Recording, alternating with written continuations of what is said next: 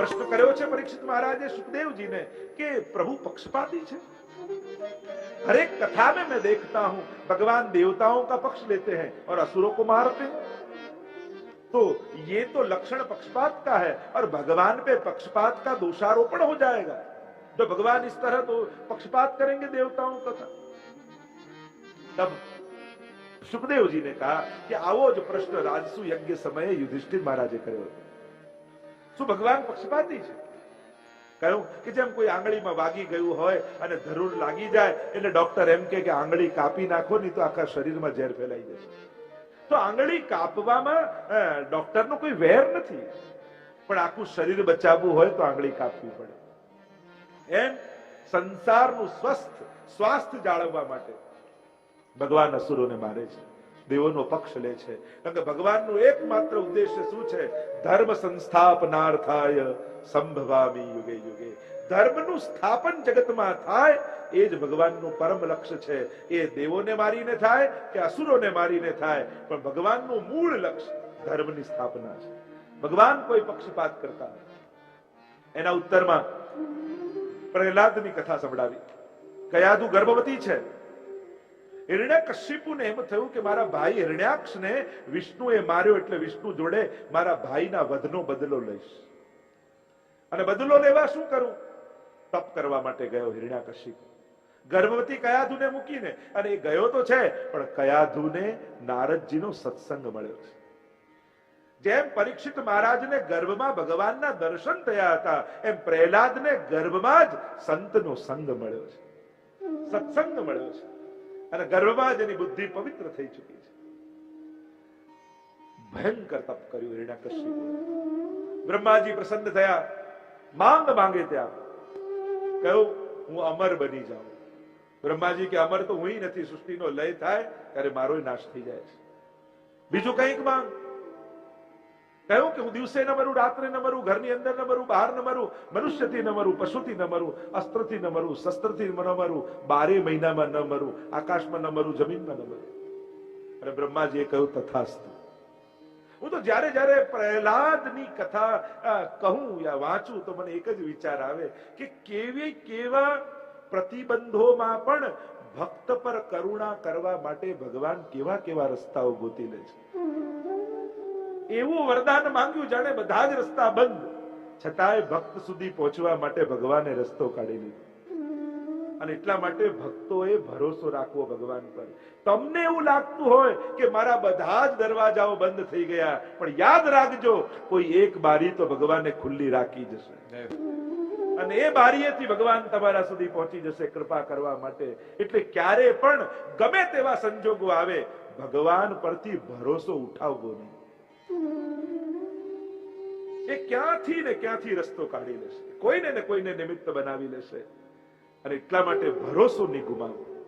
સંજોગો બગડે પણ ભરોસો નહીં બગડવા દો। વરદાન માંગ્યું અને હવે તો એમ થઈ ગયું કે રાજા જ ભગવાન છે। પ્રજામાં ઢંઢેરો પીટાવી દીધો। ભક્તિ કરવી હોય, આરાધના કરવી હોય તો રાજાના નામનું કરો, નામ લેવું હોય તો મારું નામ લો, હું જ ભગવાન છું। પ્રહલાદ મોટા થયા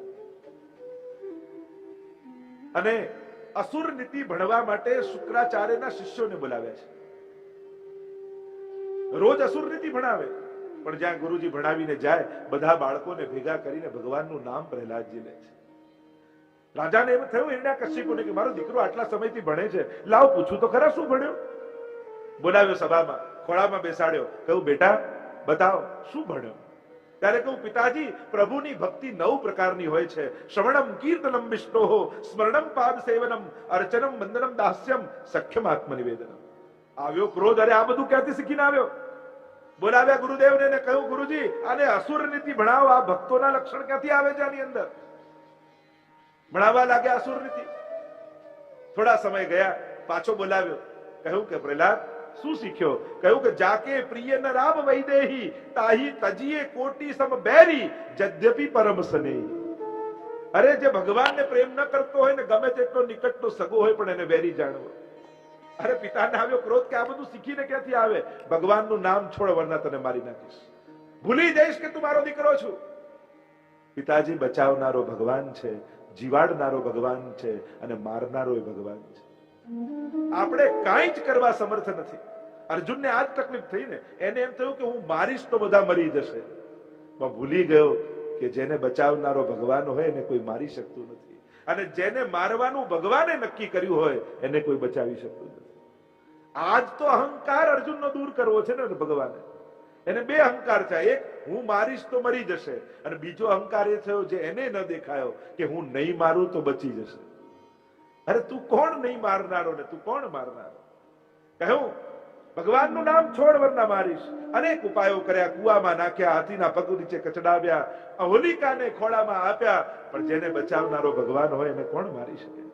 થાક્યો હિરણ્યકશિપુ સભામાં ઉભો કર્યો પ્રહલાદને, એક થાંભલાને અગ્નિથી તપાવ્યો, એટલો તપાવ્યો કે લાલ ચોળ તાંબાનો થઈ ગયો.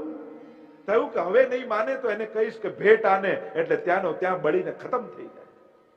ધગધગતો થાંભલો સામે ઉભો રાખ્યો છે, પ્રહલાદને ઉભો રાખ્યો, કહ્યો કે તારો પરમાત્મા જેને તું ભજે છે એ છે ક્યાં? બતાવો, મારે જોવો છે. પ્રહલાદ કહે પિતાજી પ્રશ્ન જ ખોટો છે, એ ક્યાં છે એમ ન પૂછાય, એ ક્યાં નથી, એ તો બધે જ છે. અને જ્યારે પિતા એમ કહ્યું કે મારે એને જોવો છે, ત્યારે મનોમન પ્રહલાદ અતિ પ્રસન્ન થઈ ગયા. પ્રભુને વિનંતી કરવા લાગ્યા કે પ્રભુ કૃપા કરજો, આજે પહેલી વાર મારા પિતાને આપના દર્શનની ઈચ્છા થઈ છે, આજે દર્શન આપી દો. કહ્યું કે બધે જ છે. અચ્છા બધે છે, આ થાંભલામાં છે? હા પિતાજી, મારા પિતા થાંભલામાં પણ છે મારો ભગવાન. જો થાંભલામાં હોય તો ભેટ જઈને એને, અને એક એક ડગલું ભગવાનનું નામ લેતો લેતો પ્રહલાદ થાંભલા તરફ આગળ વધવા લાગ્યો. અગ્નિ કુંડોમાંથી અગ્નિ પ્રજ્વલિત થવા લાગ્યા, વેદ મંત્રોના ગાન ઋષિઓ કરવા લાગ્યા, પવનો ફૂંકાવા લાગ્યા, ચારે બાજુ દિશાઓ દૈદીપ્યમાન થવા લાગી, ગુર્રાટીઓના શોર થાંભલામાંથી સંભળાવા લાગ્યા. અને પ્રહલાદ આગળ વધતા વધતા જ્યાં થાંભલાને બાથ બીડી કડાક દઈને ચોર થયો, અને નરસિંહ ભગવાનનું પ્રાગટ્ય થયું. લાલ લાલ આંખોમાં ક્રોધાયમાન પરમાત્મા થઈ રહ્યા છે, કેસવાળીઓ ઉડી રહી છે. અને જ્યાં હિરણ્યકશિપુએ જોયા એ નરસિંહ ભગવાનને નર અને સિંહનું રૂપ લઈને આવ્યા છે, પોતાની ગદા ઉપાડીને મારવા દોડ્યો. ભગવાને ગોદમાં લઈ લીધો, અને ગોદમાં લઈને ઉંબરા પાસે આવ્યા, પોતાની ગોદમાં સુવડાવ્યો. જો આ આકાશમાં નથી, પણ જમીન પર નથી, મારી ગોદમાં છું. મારી સામે જો, હું નર નથી, પશુ નથી. તું જો, તું ઘરની અંદર નથી, બહાર નથી, ઉંબરા પર છું. મારા નખોને જો, આ અસ્ત્ર નથી, શસ્ત્ર નથી. આ 12 મહિનામાં એકે મહિનો નથી, અધિક માસ ચાલે છે. હમણાં દિવસ નથી, રાત નથી, સંધ્યાકાળ છે. નખોને ભીતર ઘુસાડી ચીરી નાખ્યો. અને જ્યાં હિરણ્યકશિપુનો વધ થયો, આકાશમાં દેવતાઓ વિમાન લઈને આવી ગયા, પુષ્પ વર્ષા કરવા લાગ્યા. નરસિંહ ભગવાન કી જય હો, નરસિંહ ભગવાન કી જય હો. ચારે બાજુ ત્રિલોકમાં જય જયકાર પરમાત્માના થવા લાગ્યા. એવા ક્રોધાયમાન પરમાત્મા છે કે બધા ગભરાયા કે હમણાં ત્રિલોકનો લય થઈ જશે, પ્રલય થઈ જશે જો ભગવાન શાંત ન થયા. એમના ક્રોધમાં એટલી અગ્નિ છે કે ત્રિલોક બળીને ખાક થઈ જશે. કેમ કરીને એમને શાંત કરવા? દેવતાઓ તો સ્વરૂપ જોઈ જોઈને ભાગ્યા. લક્ષ્મીજીને કહ્યું, લક્ષ્મીજી કે હમણાં મનાવીશ. જ્યાં મનાવવા જોઈએ ને ભગવાને ગુર્રાટી કરી, લક્ષ્મીજીએ ભાગ્યા. અરે કોણ મનાવે? બધાએ નક્કી કર્યું કે પ્રહલાદને કહીએ.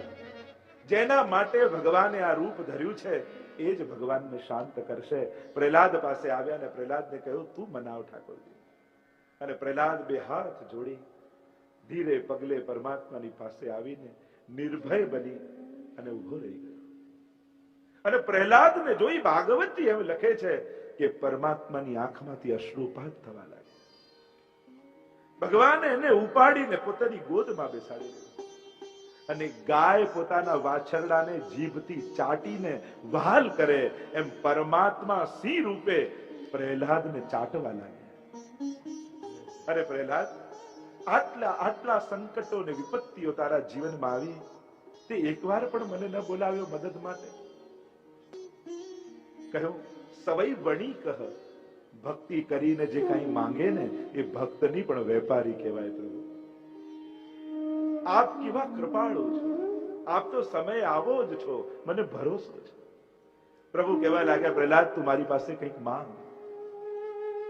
જીવ આવે તો કઈ લઈને જાય ને ભગવાન આવે તો કંઈક આપીને જાય.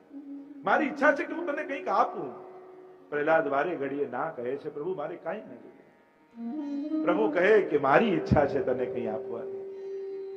બહુ આગ્રહ પ્રભુએ કર્યો ત્યારે પ્રહલાદે કહ્યું આપ માંગવાનું કહો છો તો એટલું માંગુ છું કે એવી કૃપા કરો કે આજ પછી ક્યારે પણ આપની પાસે માંગવાની ઈચ્છા જ ન થાય, એવું વરદાન મને આપો.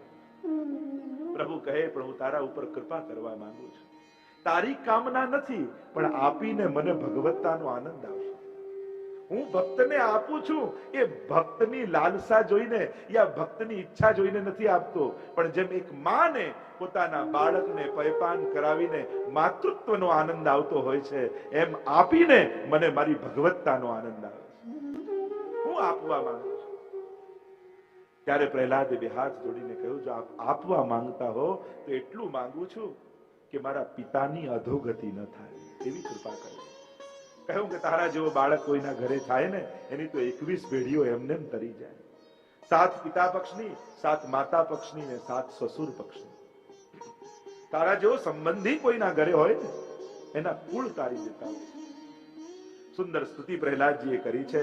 પ્રભુ, આપ કોઈ સાધનથી પ્રસન્ન થતા નથી, આપ તો કેવલ પ્રભુના ભક્તોના વિશુદ્ધ પ્રેમથી પ્રસન્ન થાઓ છો. પ્રીતમ પ્રીત હિતે પૈયે યદ્યપી રૂપ ગુણ શીલ સુઘડતા ઇન બાતન ન દીજઈ. પ્રભુ, આ બધા સાધનોથી આપ રાજી નથી થતા, આ ભક્તનો પ્રેમ જુઓ છો. આગળ ત્રિપુર દહન, માનવ ધર્મ, વર્ણ ધર્મ, સ્ત્રી ધર્મના ઉપદેશો આપવામાં આવ્યા. સપ્તમ સ્કંદને વિરામ આપીએ.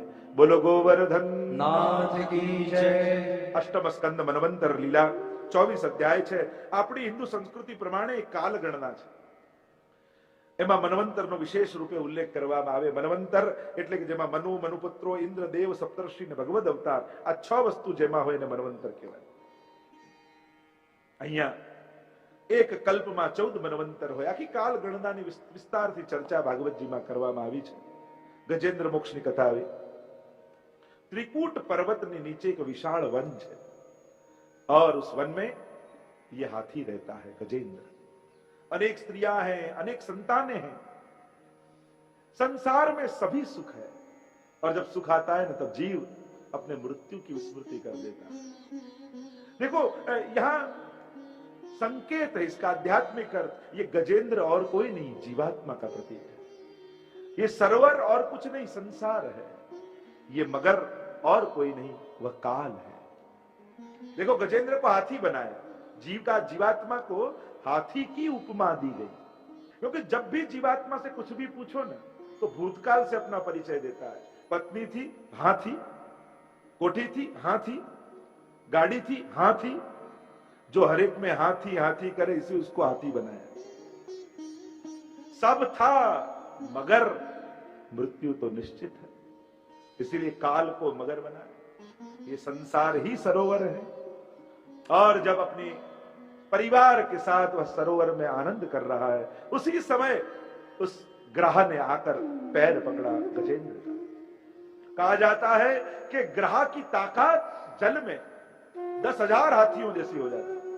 खींचने लगा, डूबने लगा यह गजेंद्र. स्वजनों तो एज समय डूबतो જોઈને ભાગી ગયા. ગડા કે ને કાઈ પણ હોય અમને કહેજો ને, અમે બેઠા છીએ. પણ જાઓ ને ત્યારે બેઠા જ રહે, ઊભા જ ના થાય. અમે બેઠા છીએ.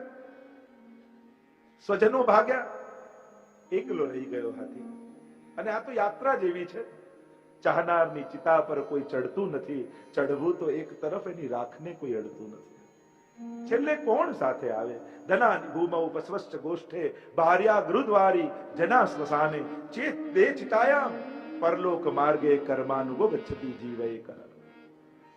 મેળવેલું મૂકીને જવાનું હોય ને કરેલું ભેગું આવતું હોય છે. અને એટલા માટે કરેલા કર્મ અને ધર્મ જ ભેગા આવે છે.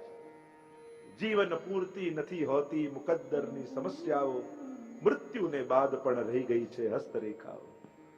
ક્યાં વિરામ હોય છે? કેટલું લખીને માણસ આવે અને કેટલું લખીને જાય. ભાગ્ય એટલે શું? આપણે જ કર્મોની કલમથી આપણું લખેલું એ જ આપણું ભાગ્ય બની આવે. આપણે જ લખીએ છીએ કર્મોના કલમ દ્વારા. બધા જ ભાગ્યા, ડૂબવા લાગ્યો હાથી. सूड रही गई ऊपर. स्वजनों ने बोलाया पण कोई काम न लाग्या. छेल्ले भगवान याद आया અને કમળ લીધું. હે હરિ, પુકાર કર્યો. અને ગરુડ પર સવાર થઈને પરમાત્મા ગરુડ પર સવાર થઈને પધારે. પૂછ્યું, બોલાવ્યા હાથી, કૃપા આની ઉપર, ગ્રાહ ઉપર, મગર ઉપર. અનેક અનેક અર્થો કર્યા. મેં એક અર્થ એમ કર્યો કે હાથી હરિનો દાસ છે, પણ એના ચરણ પકડી રાખ્યા, એ દાસાનું દાસ. અને ઠાકોરજી દાસ પર કરતા પહેલા દાસાનું દાસ પર પહેલી કૃપા કરે. હવે વિચાર કરો, તમારા ઘરે કોઈ પ્રસંગ હોય, બધાને કંકોત્રી આપી આવે અને તમારો સાવ નજીકનો મિત્ર એ ભૂલાઈ ગયો અને બધા એને ફોન કરી પૂછે, તું ક્યારે આવવાનો છો? ચલો આપણે બધા ભેગા જ. પેલો કે હજી કંકોત્રી જ નથી મળી, શું આવવાનું?